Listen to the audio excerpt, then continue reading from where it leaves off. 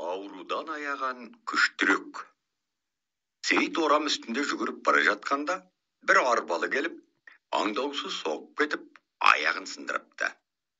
Ойбайлап жылап жатқан баланы көріп, шошынғаннан шешесі есінен танып қалыпты.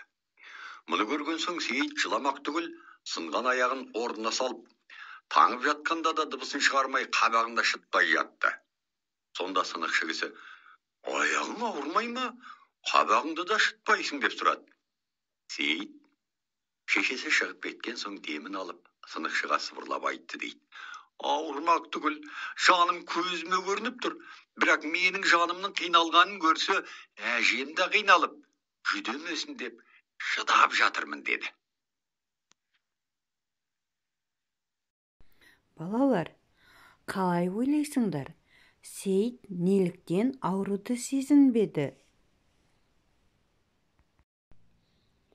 Сейіттің бойында қандай құндылықтар мен қасиеттер бар екенін байқадыңдар. Өздеріңіз жақындарыңды қиналтып, уайымдатпау үшін не істей аласыңдар?